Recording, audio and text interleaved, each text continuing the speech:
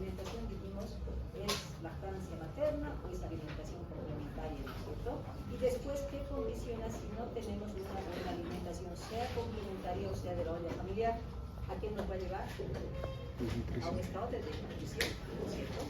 Entonces, cuando hablamos de desnutrición, es importante manejar un concepto de desnutrición. Primero tenemos que saber qué es la nutrición.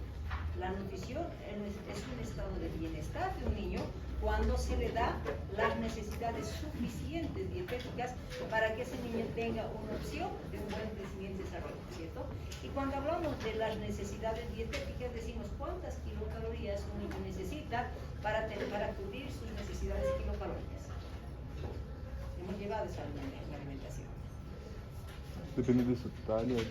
Ya, vamos a considerar el menor de un año y el mayor de un año. El menor de un año, ¿cuánto necesita? 100 kilocalorías. El mayor de un año necesita 80 kilocalorías, ¿no es cierto? Entonces, para tener una buena nutrición y que me vaya a garantizar un buen crecimiento y desarrollo del niño, tengo que cumplir estos requisitos para decir tiene una buena nutrición. Y para cumplir una buena nutrición, la primera condición, hemos dicho, es tenemos dos condiciones. Primero, cubrir las necesidades kilocalóricas. Eso vamos a cumplir cuando le demos suficiente alimentación para cubrir sus requerimientos, ¿cierto? También hemos dicho que la alimentación tiene que ser equilibrada y variada. Estamos hablando de la combinación de la alimentación en base a proteínas, en base a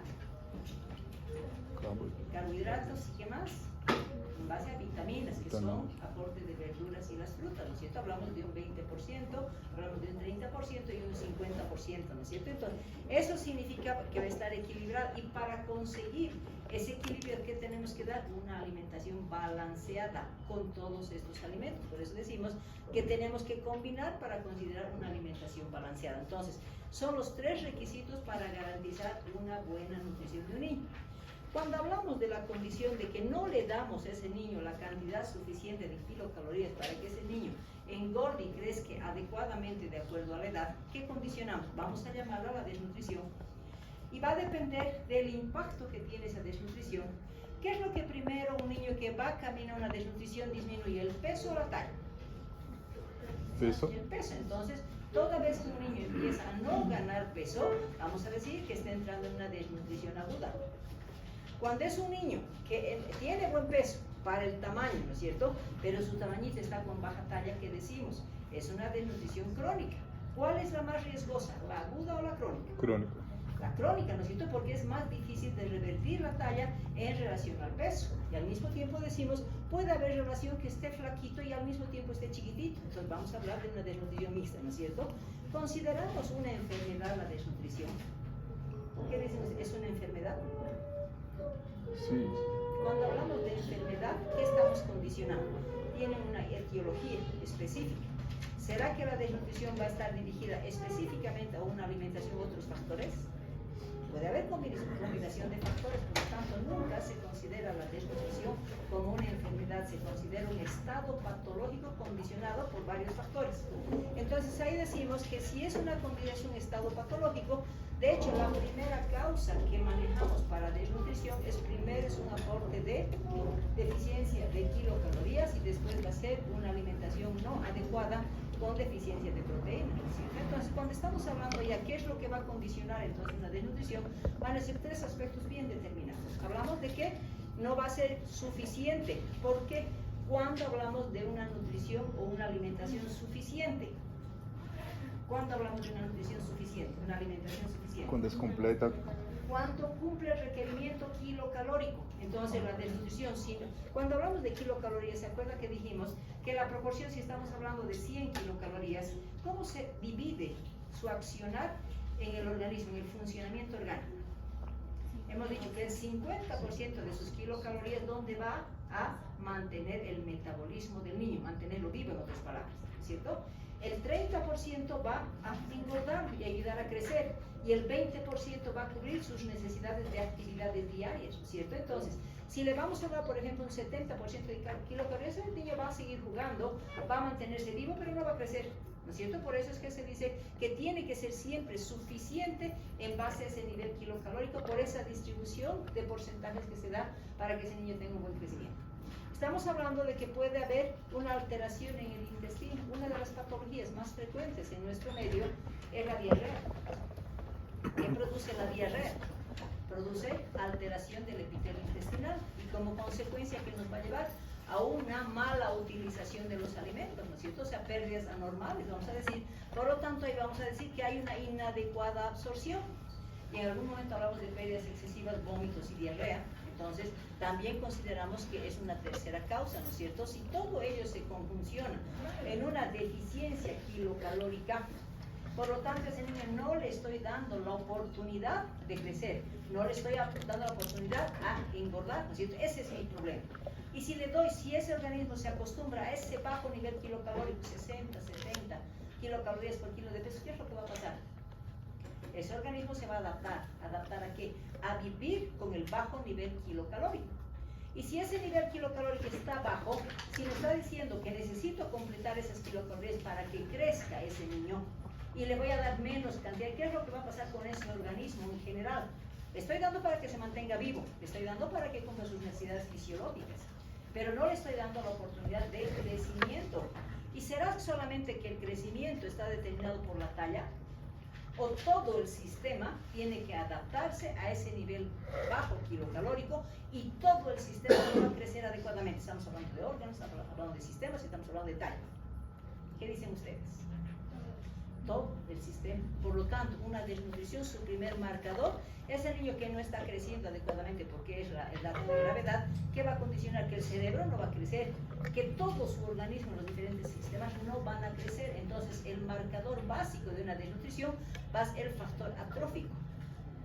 Si estamos hablando de atrofia cerebral, atrofia de todos los sistemas y órganos, ¿qué va a condicionar? Si están chiquititos, van a funcionar adecuadamente. La atrofia, ¿qué nos va a llevar? A una disminución en sus funciones en los diferentes sistemas, ¿no es cierto? Entonces, esa atrofia va a condicionar a una hipofunción y finalmente ese organismo se va a descompensar totalmente, va a alterar la osmolaridad y se va a convertir en un niño hemodiluido. Pero a la Organización Mundial de la Salud no solamente le preocupa la desnutrición, también la preocupa la sobrenutrición. Es tema de la doctora Maya, pero sí es importante que manejemos que no solamente es preocupación la desnutrición, sino también la sobrenutrición. Y cuando hablamos de sobrealimentación, vamos a considerar que la OMS nos da unas tablas donde nos permite medir lo que es disminución y lo que es superior. Entonces hablamos de nutrición superior, sobrepeso y obesidad. La imagen que vamos a manejar de un desnutrido es esta. ¿Qué tipo de desnutrición es esta? Es un niño gordito, no parece desnutrido. Este es el sobrealimentado, es el obesito, ¿cierto? Pero ¿cómo diferenciamos este que es desnutrido grave y este que también es desnutrido grave? ¿Qué condiciones me determinan? Es la diferencia clínica de la desnutrición dependiendo del tipo de alimentación. A este niño le van a dar una cantidad suficiente de alimentación con aporte kilocalórico, pero no le van a dar proteínas. Entonces, la condición de la dilución y el edema va a ser en base a la deficiencia de proteínas. Cuando estamos hablando de que es niño, piel y hueso, ¿qué está pasando con ese niño? No le hemos dado comida suficiente para que engorde. Entonces, inicialmente, ¿qué hace ese niño? Empieza a consumir su propio tejido graso para después quedar piel y hueso. Entonces, esta es una mala alimentación, deficiencia de proteínas, y esa es una desnutrición grave por falta de comida, bajo dotación kilocalórica, ¿cierto? Bueno, ahí la OMS empieza a determinar, ¿no es cierto? Dice, hay que definir lo que es grave en los niños y diferencia la desnutrición aguda, la crónica y la mixta. Entonces, cuando hablamos de desnutrición aguda, ¿qué relacionamos? Niño que tiene una edad y que tiene bajo peso. Entonces, la desnutrición aguda es el niño flaco. Cuando hablamos de desnutrición crónica, es aquel niño que tiene una edad, pero está chiquitito. Entonces, en base a la talla. Pero en muchos momentos vamos a hablar de la desnutrición mixta, ¿no es cierto? Donde es chiquitito y es flaquito al mismo tiempo, ¿no es cierto? Entonces, hablamos del componente global. Y hemos dicho, ¿no? La OMS se preocupa por la desnutrición de los niños y también por la sobrenutrición. Y nos establecen las tablas. Ustedes ya han visto que el nuevo carnet de salud infantil está en base a estas tablas, ¿cierto? Se han visto en la práctica. Entonces, ¿qué es lo que me dice? Si hablamos de la desnutrición, vamos a decir, ¿no es cierto? Diferencia entre rosado, que es niña, y celeste, que es niño, ¿no es cierto? Cuando hablamos de color rosado, ¿qué tenemos que hacer? Todo niño que tiene el peso para la edad, estamos hablando de peso para la edad, vamos a puntear en qué línea está remarcado. Porque si queda en una línea verde, está bien, ¿no es cierto? Está con peso adecuado para la edad. Pero si el punteo va a llegar a -1 de desnutrición, está con desnutrición leve. Si me llega a -2 de desnutrición, me dice es una desnutrición moderada. Y si estamos hablando de -3, ¿qué me dice? Desnutrición grave. Pero a la OMS estas mismas tablas les sirve para el diagnóstico de la sobrenutrición y dice hay que evaluar en base a desviaciones estándar. Entonces el menos significa desnutrición, el más significa +1, nutrición superior, estamos hablando de los mismos colores, el +2 significa sobrepeso y el 3, que es línea negra, significa obesidad. Entonces toda vez que hacemos consulta tenemos que hacer el gráfico de niñas con peso-edad. Cuando estamos hablando de otra gráfica que me va a medir la talla, no le interesa una talla mínima, baja. Entonces, lo que la OMS dice, la talla baja se tiene que tratar. Entonces, aquí ya no hay menos una. Directamente salta a -2 de desviación. Entonces, ahí decimos que es talla baja. Y cuando hablamos de -3 de desviación, decimos talla muy baja. Y también hablamos de talla superior y talla grande, ¿no es cierto? Entonces, ambos siempre vamos a estar rígidos. Entonces, cuando ya hablamos de la desnutrición propiamente dicha, ¿qué es lo que consideramos? Primero, la definición no es una patología, es un estado patológico. ¿Y qué afecta a todo el organismo? Por eso se llama un estado patológico multisistémico. Afecta el cerebro, afecta el corazón, afecta el pulmón, afecta los riñones, afecta todo. ¿Cómo afecta? Con el componente de atrofia. Todo se va atrofiando, ¿no es cierto? Luego, si es un estado patológico multisistémico, ¿qué debemos considerar? Que la mayoría de los niños que están desnutridos es por falta de comida. Por lo tanto, la causa de la desnutrición la vamos a decir como causa primaria. Entonces, la falta de comida es causa primaria. Pero en algún momento ese niño puede que no tenga una deficiencia de alimentación, pero tenga, por ejemplo, diarreas frecuentes. O tenga un metabolismo acelerado. ¿Cuál es la patología? ¿Qué significa mayor utilización? Y su necesidad kilocalórica va a ser mucho mayor. ¿Cuál es la patología que tiene un componente metabolismo acelerado? Mayor. Ahí necesito más kilocalorías. ¿Cuál es la patología? Porque ahí estamos hablando, ¿no?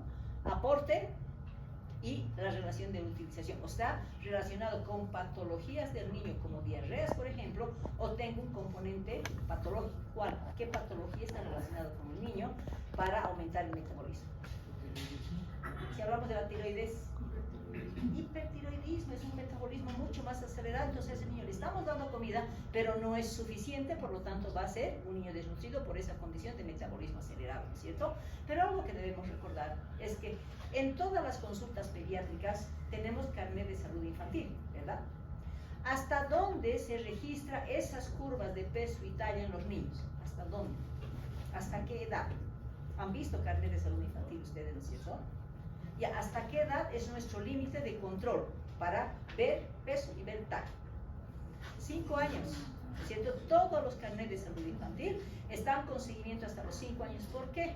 Porque si nosotros diagnosticamos la desnutrición, sea aguda o sea crónica o sea global, ¿qué significa? Tengo tiempo hasta sus 5 años de revertir esa atrofia que condiciona al organismo. Si es un niño que es diagnosticado y es chiquitito y es flaquito después de los 5 años, por más que le demos la mejor alimentación, ya no vamos a revertir esa talla. Va a ser un niño chiquitito, podemos engordarlo un poquito, pero su desnutrición de talla nunca la vamos a poder revertir. Por eso decimos, por regla general, tenemos que manejar al desnutrido menor de 5 años para darle la oportunidad de mejora clínica, ¿no es cierto? Entonces, si estamos hablando de que la primera causa para que ese niño se desnutra, entonces vamos a condicionar como causa primaria el déficit nutricional. Déficit nutricional significa no cubrir las necesidades kilocalóricas, ¿no es cierto? Ese es el problema. ¿Qué es lo que pasa? ¿Qué es lo que hace ese organismo cuando le estamos dando poca comidita? Porque tiene que marcar un momento, ¿no es cierto? No es todo el tiempo que el niño es desnutrido. ¿Cuándo va a marcar ese momento? Cuando ese niño empiece a enflaquecer, ¿no es cierto? Porque cuando empezamos una desnutrición, primero afecta el peso, primero afecta la talla. Peso. Entonces, lo primero en la desnutrición va a marcar la falta de ganancia de peso, ¿no es cierto? ¿Y qué hace ese organismo para defenderse de esa deficiencia kilocalórica? empieza a consumir su propio tejido graso, empieza a mejorar su metabolismo muscular, ¿no es cierto? Entonces, utiliza todo lo que significa tejido graso y utiliza la grasa de la masa muscular, por lo tanto, eso me va a condicionar a perder masa muscular, a perder tejido graso, ¿no es cierto? Como factor interviniente, ¿no es cierto? Hemos dicho que los factores intervinientes para la desnutrición van a ser dos: o falta de comida o un aporte de comida, pero que el organismo tenga algún componente patológico que no lo esté utilizando. Estos son los dos factores. Entonces, en ambos factores intervinientes podemos poner un alto y mejorar la condición de desnutrición.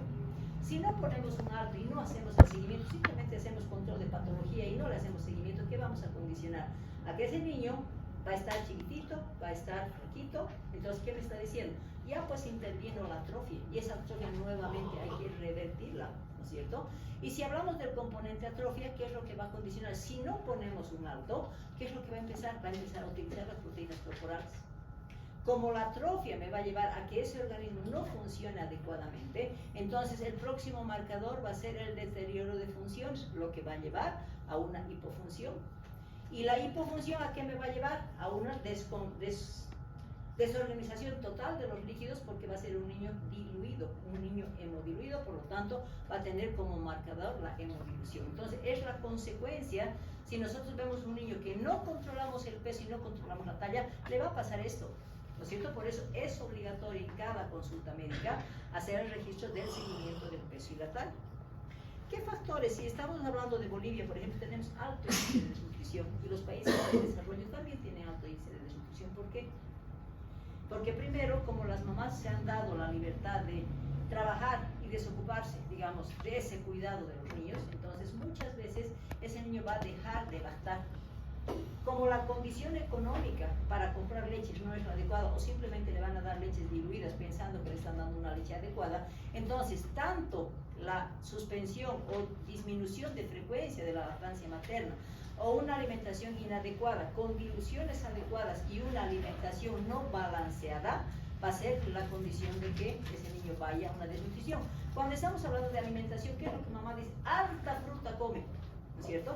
¿Y qué le da? Carnecita no quiere. Le da, si hablamos del mayor de un año, le da huevito una vez a la semana. Entonces, ¿a qué lo estamos llevando ese niño?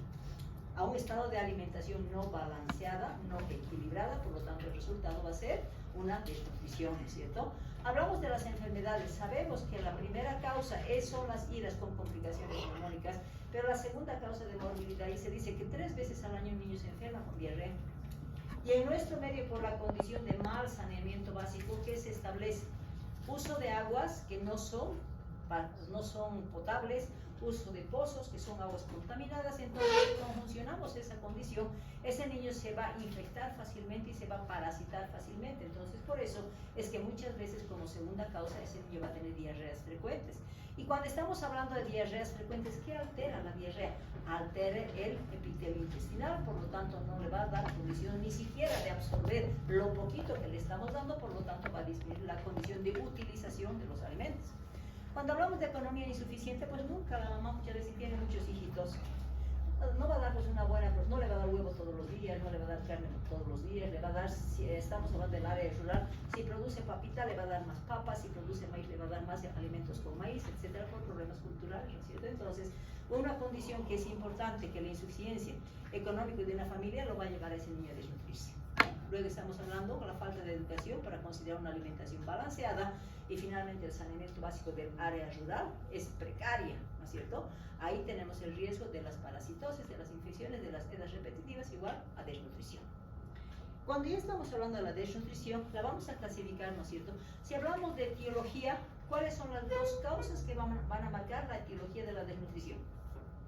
Uno, deficiencia de comida, que significa causa primaria. Otra causa, que el niño tenga ciertos factores patológicos propios del niño, que le damos comida pero no los utiliza. Entonces hablamos de causas secundarias que van a llevar a la desnutrición, ¿verdad? Cuando estamos hablando de grados, hablamos de grado 1, grado 2, grado 3, o leve, moderada y grave. Cuando hablamos del tiempo de evolución, hemos dicho la aguda, que es la primera, y la crónica, que es la prolongada, ¿no es cierto? Y finalmente, por clínica, vamos a hablar del desnutrido grave. Y los desnutridos graves van a presentar una de las dos formas de desnutrición dependiendo de la alimentación. Vamos a hablar de un kwashiorkor y vamos a hablar de un marasmático, ¿cierto? Entonces, para nuevamente recordar lo que estamos hablando, decimos, cuando les pregunten cuál es la etiología primaria de la desnutrición y la falta de comida, o cuál es la causa más frecuente de la desnutrición, es la deficiencia de aporte kilocalórico, y como consecuencia vamos a hablar de causa primaria, que es exógena, ¿no es cierto? Depende de los nutrientes. Pero también hemos dicho las secundarias, patologías propias del niño. Cuando tenemos alteración en absorción, por ejemplo, son niños que tienen diarreas frecuentes, por ejemplo, son niños que vomitan y tienen diarrea también frecuente, y cuando hay aumento de gasto nos referimos específicamente al hipertiroidismo, donde el metabolismo va a estar mucho más acelerado y lo que le damos no va a ser suficiente, ¿cierto? Bueno. También hablamos de la intensidad, que nos permite clasificar como leve, moderada y grave.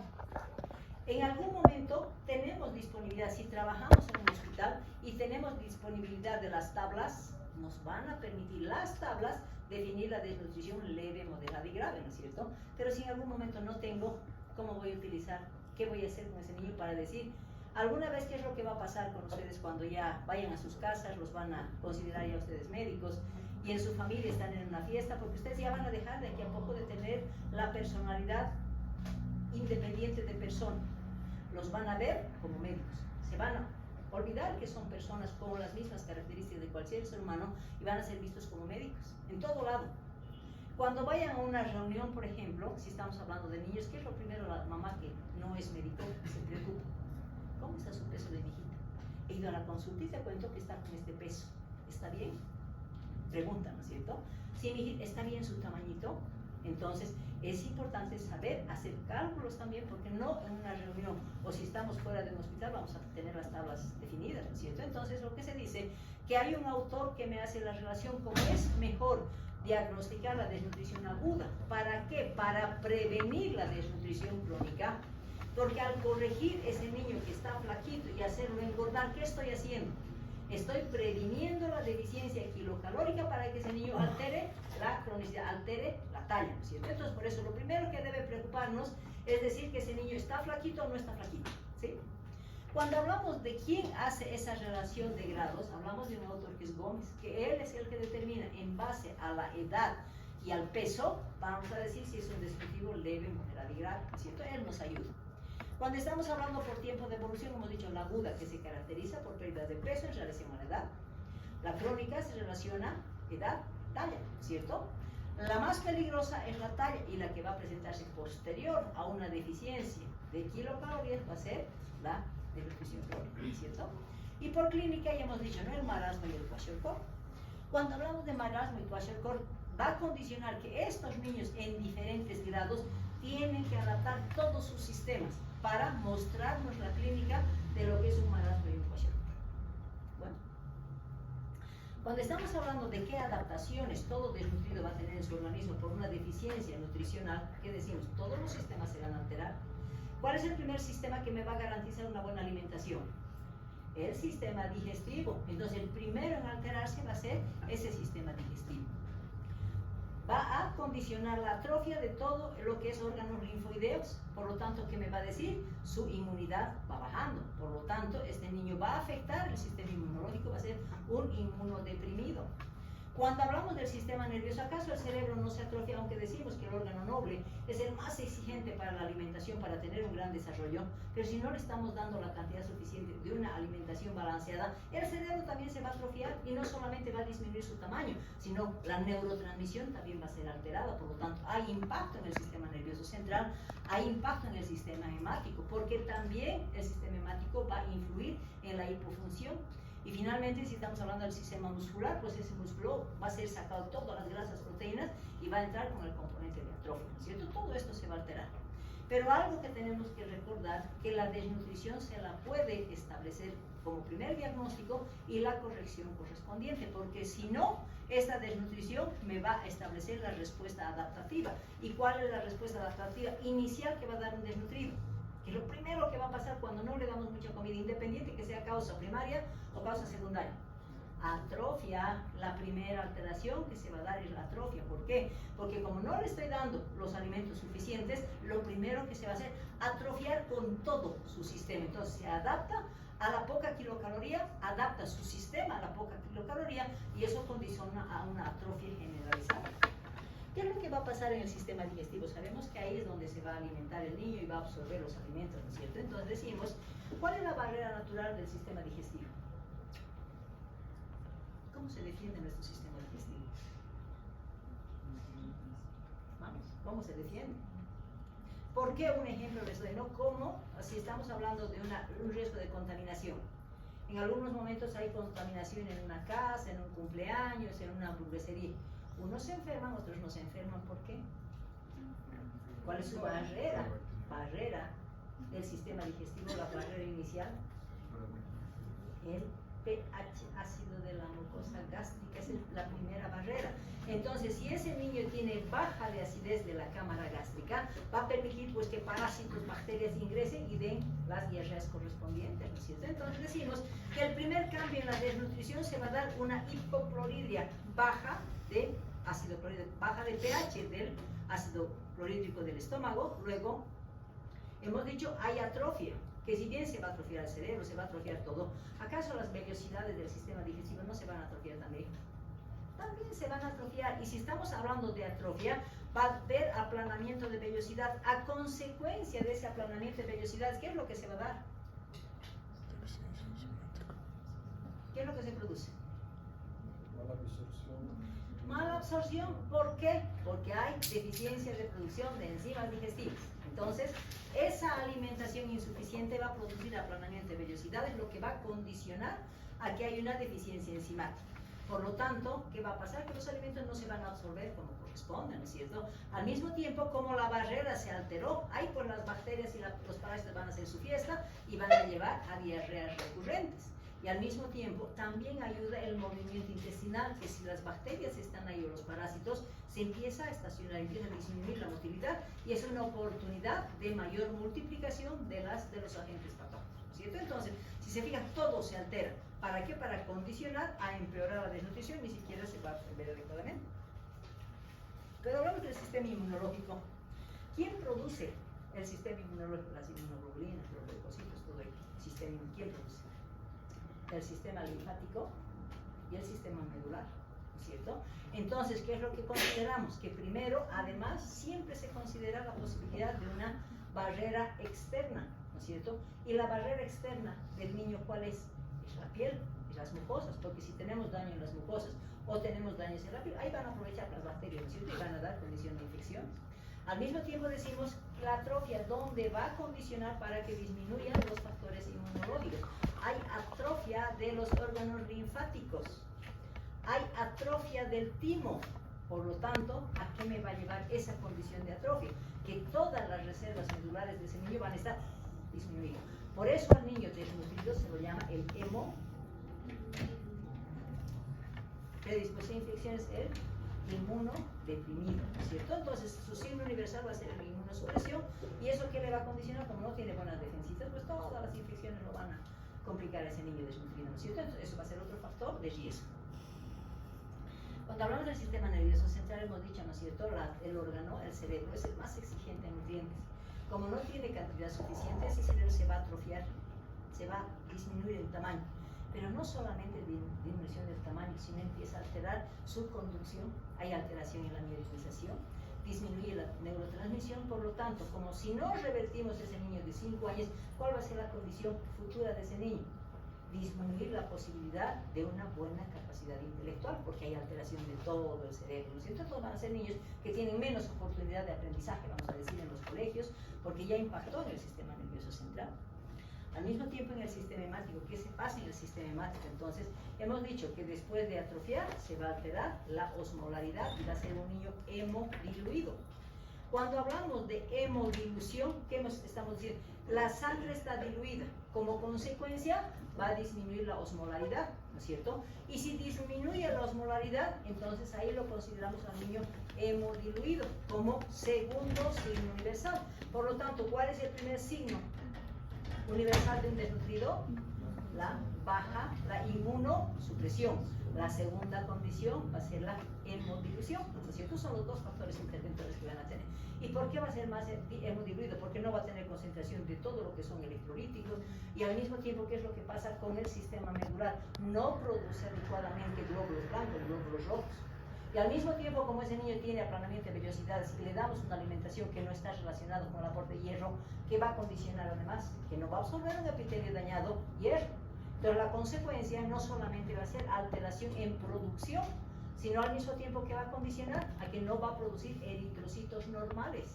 Por lo tanto, vamos a hablar de una condición de anemia, ¿no es cierto? Entonces, vamos a hablar de que hay menor actividad también de la eritropoyetina, por lo tanto, la masa eritrocitaria va a disminuir. Porque no se absorbe el hierro, la hemoglobina va a disminuir. Entonces, si tenemos eritrocitos chiquititos e hipopigmentados, ¿qué tipo de anemia me va a dar? Va a desarrollar una anemia. Pero ¿qué tipo de anemia si tengo una masa eritrocitaria chiquitita e hipopigmentada? Hipocrómica y microcítica. Entonces el desnutrido va a tener tendencia a desarrollar este tipo de anemia por esa falta de, vamos a decir, utilización del hierro, ¿no es cierto? Y si ese niño tiene eritrocitos chiquititos y tiene una hemoglobina disminuida, ¿qué va a condicionar como repercusión? Que va a impactar después también el sistema nervioso central. Va a desarrollar hipoxia en el sistema nervioso central y la hipoxia en todo lo que significa el organismo. Estamos hablando de una hipoxia tisular secundaria a los eritrocitos chiquititos, pocos eritrocitos y a la hemoglobina disminuida, ¿no es cierto? Nuevamente, cuando ya se está estableciendo la anemia en estos niños, ¿qué es lo que se va a condicionar? Siempre el organismo va a querer proteger su organismo. ¿Y cómo protege? Cuando tenemos pocos eritrocitos, cuando tenemos poca hemoglobina. ¿Cómo protege? Porque no se olviden que la hemoglobina es el factor interviniente directo para el transporte del oxígeno, ¿cierto? Por eso se habla de una hipoxia tisular. Entonces, ¿qué condición? Ese corazón empieza a preocuparse, empieza a aumentar frecuencia para que la circulación mejore y al mismo tiempo mejore la oxigenación. Pero nunca pues ese corazón va a llegar a decir llame, o sea, continuamos. Sino, ¿qué es lo que va a decir? Que inicialmente si va a presentar una taquicardia compensatoria, en algún momento se va a cansar, ¿no es cierto? Donde después de una taquicardia compensatoria, si va empezando a peorar esa anemia, ¿qué va a condicionar? Va a empezar con una frecuencia cardíaca disminuida, vamos a hablar de una bradicardia, y al mismo tiempo el gasto cardíaco va a estar disminuido, va a tener una hipotensión y ese niño puede tener, ¿cierto? Entonces así de grave nutrición. Cuando hablamos del sistema muscular, ¿dónde se mantiene la grasa? Fuera del tejido celular subcutáneo. ¿Cuáles son las fuentes energéticas de un organismo en el niño? Tejido celular subcutáneo, ¿no es cierto? Después, músculo. Y después, el hígado, ¿cuál es su fuente energética? El glucógeno hepático, ¿no es cierto? Entonces, las tres fuentes energéticas de un niño están determinadas por esos tres componentes. Entonces, si estamos hablando de necesidad energética, porque ese niño está necesitando más kilocalorías y le estamos dando poco, ¿de dónde saca ese niño? De su mismo organismo. Disminuye tejido graso, disminuye tejido graso muscular, hay atrofia muscular, por lo tanto va a entrar a la etapa de autoconsumo. Y finalmente, cuando ya no tiene disponibilidad de tejido graso, ¿qué es lo que va a pasar con ese niño? Va a tener una atrofia muscular terrible y eso lo va a convertir en un niño piel y hueso, porque no tiene ni músculo, no tiene ni grasa, no tiene nada como fuente energética, ¿no es cierto? Y finalmente, ¿qué pasa con el hígado? El hígado, su fuente energética es el glucógeno hepático. También rapidito se lo va a gastar cuando ese niño está con necesidad kilocalórica, ¿no es cierto? Pero al mismo tiempo hay tejido graso circulando, pero ese hígado no tiene capacidad de manejo graso. Por lo tanto, lo que va a hacer va a empezar a acumular la grasa en el hígado y me va a dar una infiltración grasa. Entonces vamos a tener una hepatomegalia, pero a consecuencia de una infiltración grasa, por lo tanto se está desgastando todo lo que es fuente energética, ¿no es cierto? Y hablamos de que si en algún momento yo no tengo las tablas de la OMS, tengo que aprender pues a hacer las fórmulas de Gómez, ¿no es cierto? Y Gómez, ¿qué es lo que me dice? Hay que diferenciar la edad. Si es un niño que tiene un mes hasta los 11 meses, tengo que aprender a hacer el cálculo del peso ideal y me da una fórmula. Me dice, si es menor de un año, va a ser edad en meses por la constante 0,5 más 4,5 si es varón y 4 si es mujer. ¿Sí?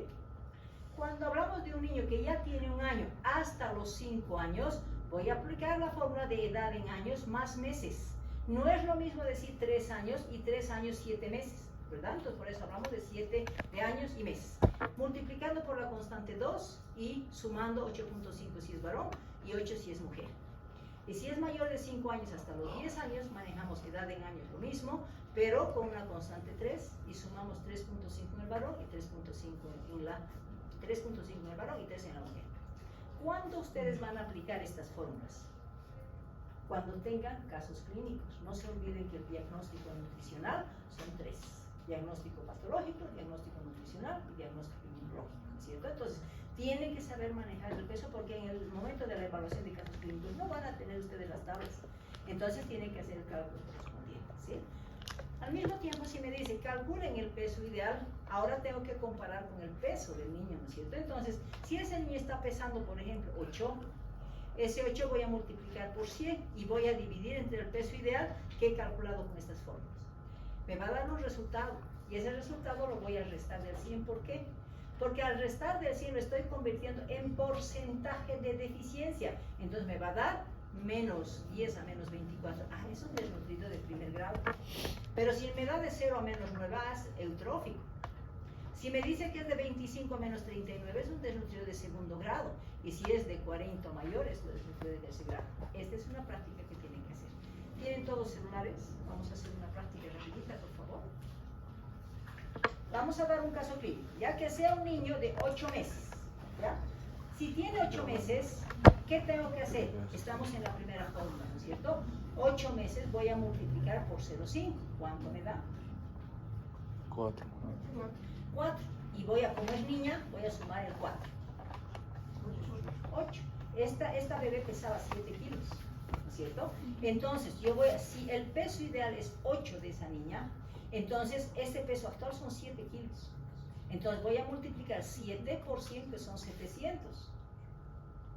¿No es cierto? Ajá. Y voy a dividir entre ese peso ideal que me han dicho que es 8. ¿Cuánto me da? 87. Y si lo resto del 100, menos 12. Entonces, ¿qué diagnóstico nutricional le voy a dar?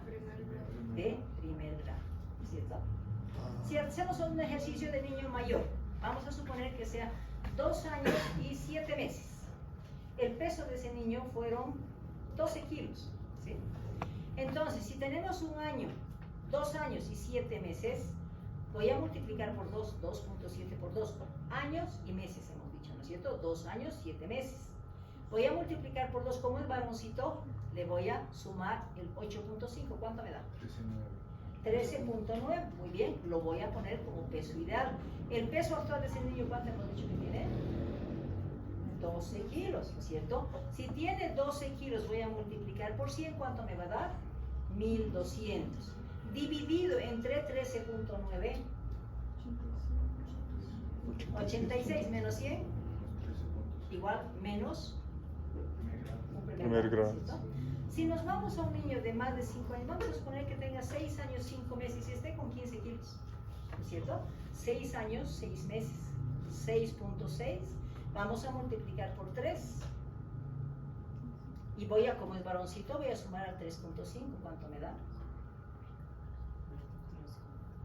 23,3. 23. ¿Y cuánto pesaba este niño? 15, hemos dicho, ¿no es cierto? Entonces me voy a la fórmula 15 por 100, son 1500. Dividido entre 23 65 menos 100 menos 35, entonces lo voy a mandar a un desnutrido de segundo grado. Entonces, las fórmulas de aplicación van a ser de esa manera y es obligatorio que ustedes sepan, chicos, ¿por qué? Porque va a entrar dentro de sus casos clínicos ese diagnóstico integral. No podemos hablar solamente del diagnóstico patológico, sino también el nutricional y también el inmunológico, ¿sí? ¿Está claro esto? Sí, doctor. Es solamente práctica que tienen que hacer para hacer los ejercicios, ¿sí? Bueno, si hemos dicho que tenemos que luchar para que ese niño me llegue a un estado clínico, todo niño desnutrido de primer grado y segundo grado no va a tener muchos signos clínicos, simplemente va a ser su marcador, el déficit de peso o el déficit de talla, ¿cierto? Pero ¿qué es lo que pasa si ese niño va a entrar en la etapa grave? Y estamos hablando de una desnutrición o clasificación, si quieren, de una desnutrición clínica de gravedad. Marasmo, crónico, kwashiorkor, agudo, ¿cierto? Cuando hablamos del marasmático, ¿qué decimos? Es una desnutrición porque no se le ha dado ¿qué? Alimento. Deficiencia como marcador de caloría, aunque secundariamente puede tener una deficiencia de proteína, ¿cierto? Entonces, mi problema en el marasmo es desnutrición calórica, ¿ya? Y la proteica es secundaria. ¿En quiénes va a afectar? Hemos dicho, la primera causa de ese niño que no va a nutrirse adecuadamente es la suspensión de la lactancia materna. ¿Y en qué edad se mantiene la lactancia materna? En el lactante. ¿Qué pasa con esos niños que nacen de una gestación con problemas? Puede ser una hipertensión inducida por el embarazo, puede ser un desprendimiento de placenta, puede ser diversas patologías, o la mamá tiene una nefropatía crónica, tiene una cardiopatía crónica. Entonces, ¿qué condiciona eso? Que ese niño no va a tener las condiciones óptimas y la condición de esas patologías va a repercutir en la placenta. Van a ser placentas chiquititas, ¿cierto? Y si son placentas chiquititas, o para el colmo haya desprendido parte de su placenta, ese niño no va a recibir los nutrientes en la vía intrauterina para garantizar ese crecimiento ideal que hemos dicho, de hasta 3.54 o talla de 50. Entonces, ese niño que nace chiquitito o nace flaquito, ¿cómo lo llamamos? Es el desnutrido intraútero, y lo vamos a llamar el restringido del crecimiento intrauterino, ¿cierto? Entonces manejamos eso. Entonces, el marasmo está determinado en el lactante por suspensión de lactancia materna, en la vía intrauterina produciendo el RSIU, que lo llamamos, ¿no? El restringido del crecimiento intrauterino. ¿Qué es lo que hace?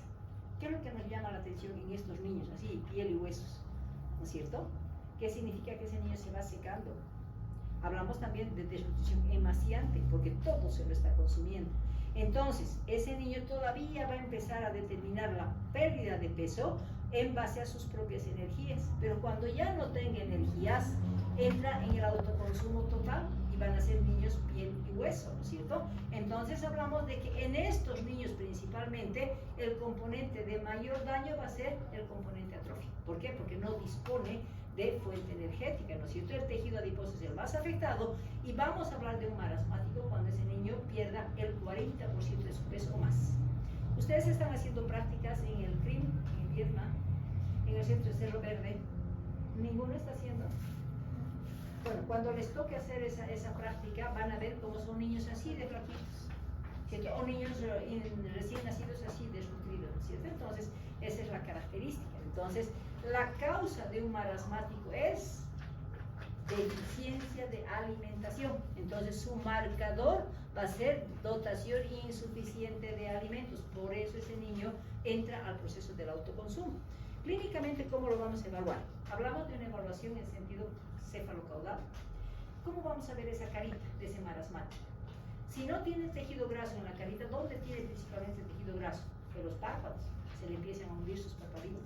La nariz tiene mayor prominencia. La región malar no tiene, la bola Bichat desaparece, no hay grasa en la región malar y su piel no se encoge, le sobra la piel y esa piel va para estar debajo de la región maxilar. Entonces, si nos imaginamos un niño con prominencia de huesos malares, ojos hundidos, con arrugas en toda la parte inferior de la carita, ¿qué decimos? Es una facies volteriana, lo que otros autores lo manejan como la cara de viejo, ¿no es cierto? Por esas caras, si se fijan acá todo arrugadito, ¿verdad? Entonces hablamos. Al mismo tiempo la piel va a estar arrugada, seca, pálido, grisáceo y va a determinar esa cara de viejo, facies volteriana.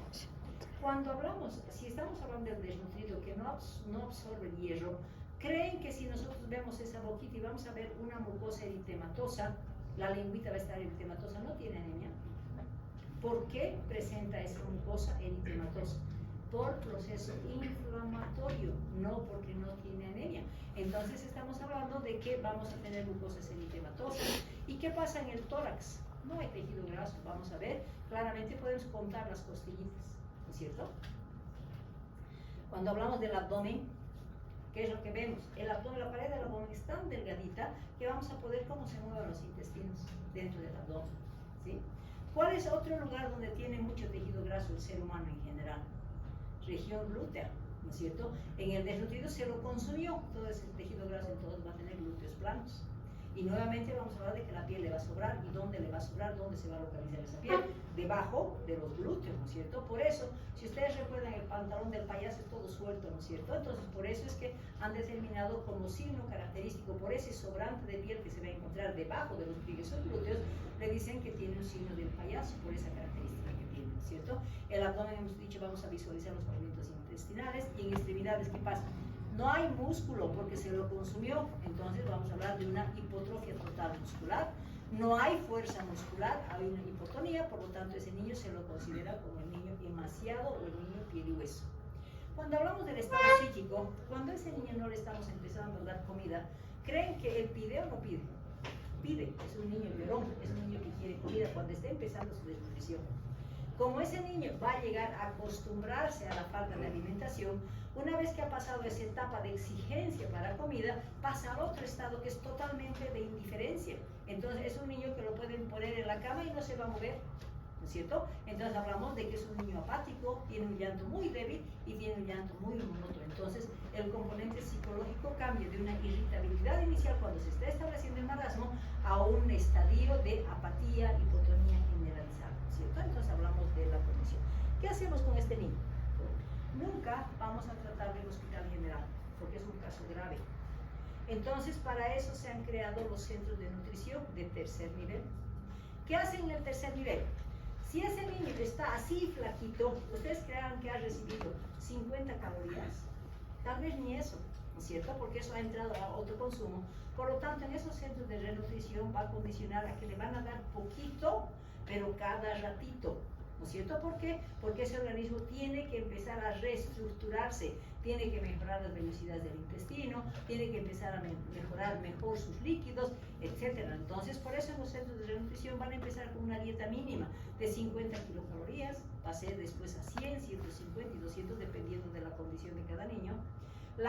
El éxito de una renutrición es la dieta fraccionada. Cada 2 horas le damos poquito, ¿para qué? Para que ese intestino que está dañado tenga condición de absorber lo poquito que le damos. Entonces hablamos de una dieta fraccionada. Una vez que ese niño ha llegado a 100 kilocalorías, ese niño ya está recibiendo la alimentación, ya hemos reestructurado y revitalizado, si quieren, el sistema digestivo. ¿Qué vamos a dar? Vamos a empezar a darle vitaminas, vamos a empezar a darle hierro, vamos a darle cobre, zinc.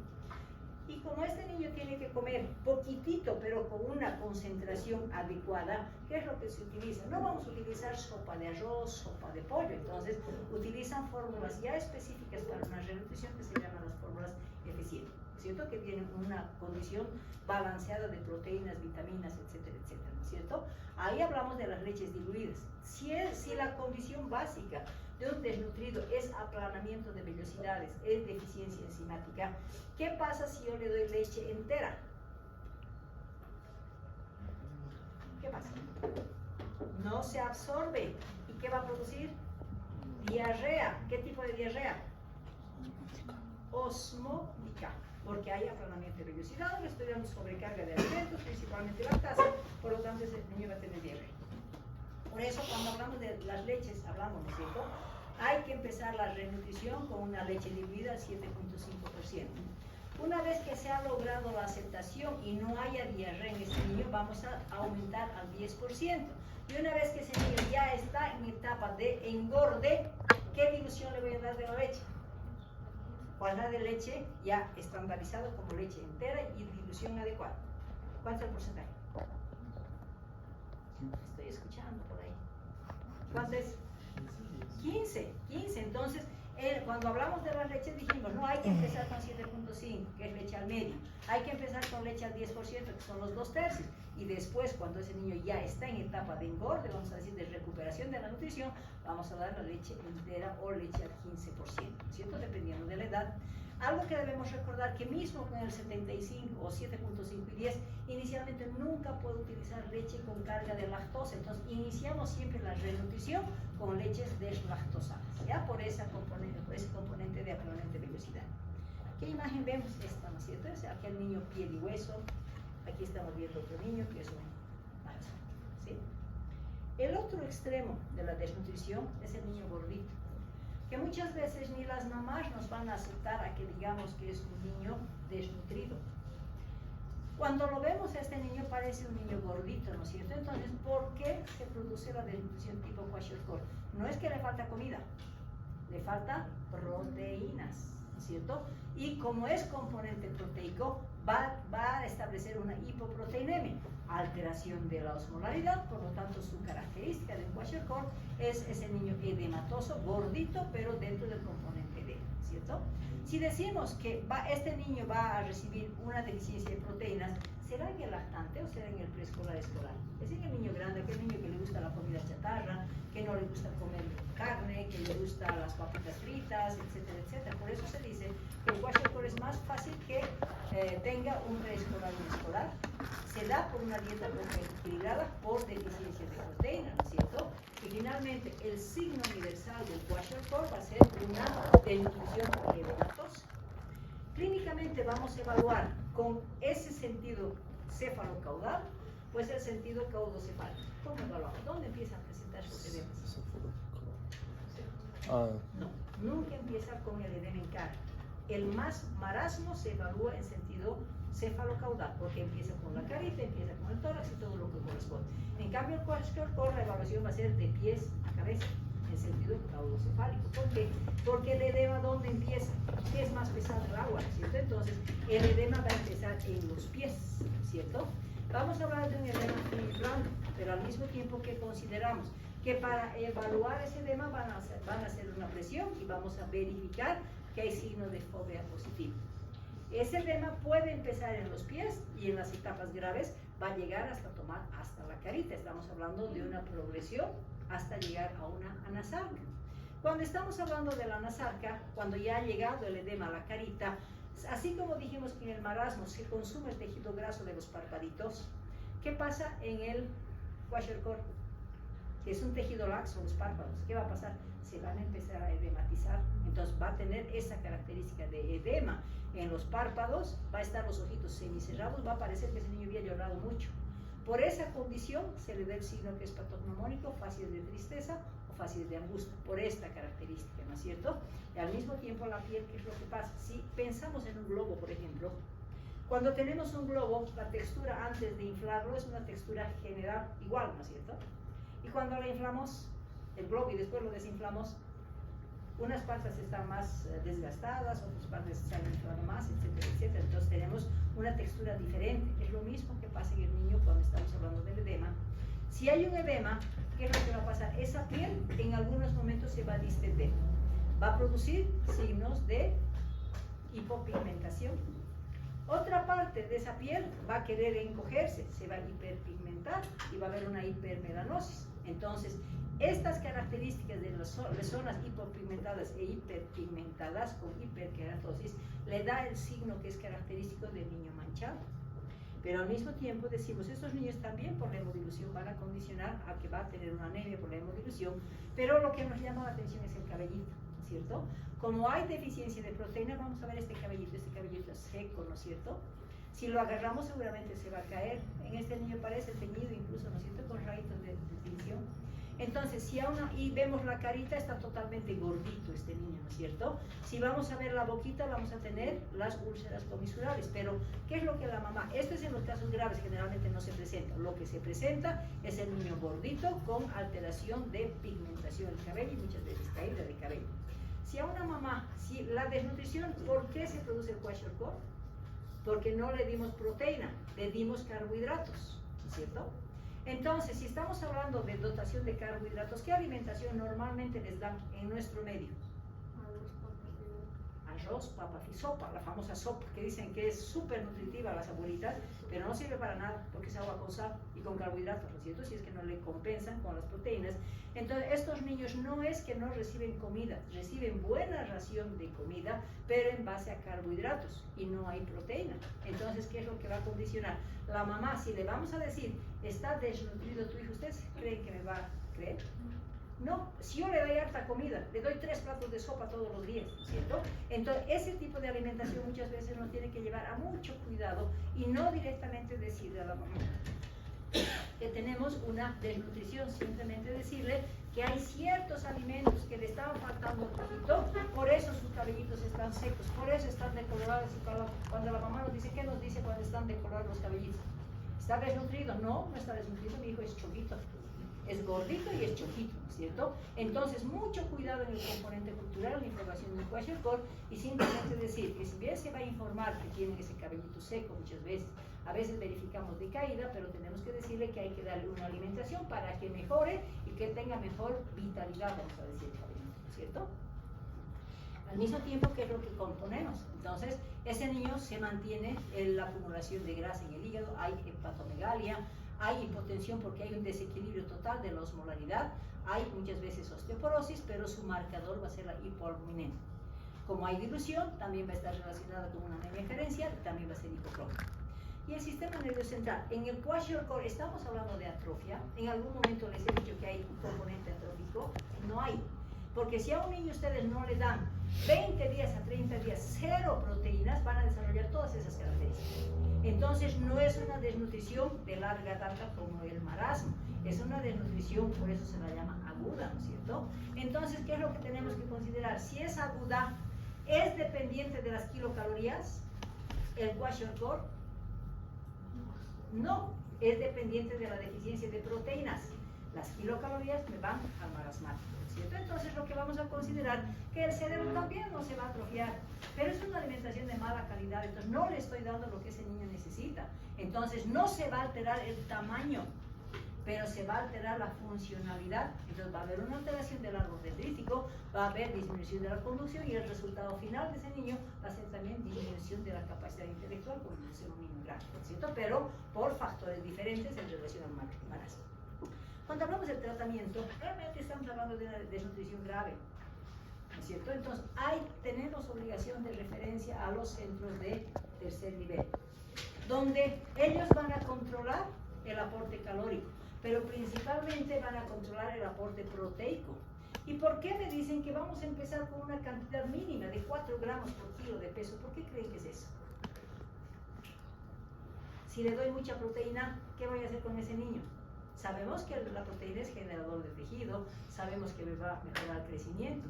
Entonces le daré pues mucha cantidad a este niño de proteínas para sacarlo rápidamente de esa hipoproteinemia. ¿Es correcto eso? No, ¿por qué? ¿Qué necesito en un niño cuando usa proteínas para su utilización, su absorción? Carbohidratos, energía. Entonces, a ese niño tengo que darle una poca cantidad de proteínas, respetando, darle de poco a poco las proteínas, porque si es que yo le doy sobrecarga de proteínas, lo voy a llevar al autoconsumo. Por eso empezamos con una dosis mínima de proteína, ¿no es cierto? También podemos utilizar la fórmula 100 y hablamos de todas las vitaminas. Está ese niño distendido, es un niño que está edematizado, entonces muy frecuente que ese niño se me enfríe, puede tener un hipotermia. Y al mismo tiempo puede estar relacionado también con hipoglicemia. Entonces hablamos de casos graves, ¿cierto? Y cuando guardamos la imagen de un niño con kwashiorkor, decimos, ¿no? La cara de fácil de angustia, ¿no es cierto? Si se fijan acá, ¿qué estamos viendo? Edema de párpados y el niño parece que estuviera llorando, ¿verdad? Hemos dicho alteración de la piel, zonas de hipopigmentación, zonas de hiperpigmentación, por eso lo llamamos el niño manchado. Y en estos niños, ¿dónde vamos a valorar la anemia? ¿Será en las mucosas? Las mucosas están con proceso inflamatorio, no me sirven para su valoración. ¿Dónde voy a valorar la anemia? Que también va a estar relacionada en este cuadro clínico. Plantas de los pies y palmas de las manos. Entonces tenemos palidez palmar y palidez plantar, porque va a desarrollar una anemia también hipocrónica, ¿no es cierto? Entonces hablamos del daño.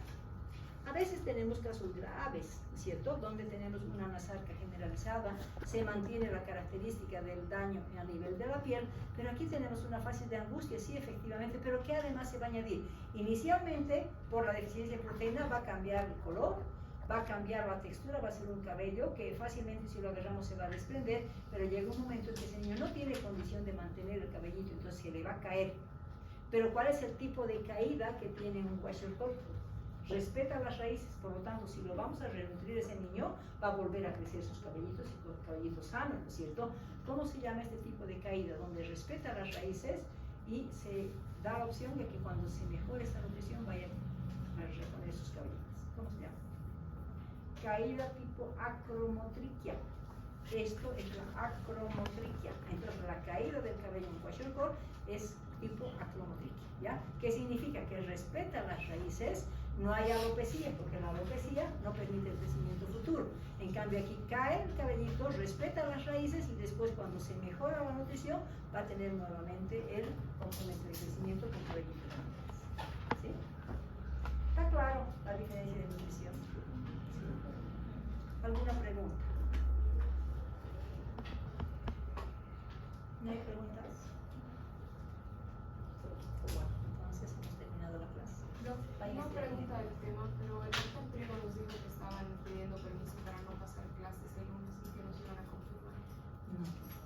hablado con el doctor Guzmán y ha dicho que tienen que pasar. Lo que podemos hacer es una clase cortita de unos 20 minutos, una hora. Nosotros nos quedamos aquí. Ya, pero que sea un tema bien 20 cortito. minutos, una hora. Ya, es que ¿sabe cuál es el problema? Que como nos controla nosotros la asistencia, el retiro de materiales, entonces digo que tal vez, si quieren, puede ser, tal vez podríamos aprovechar un poquito el lunes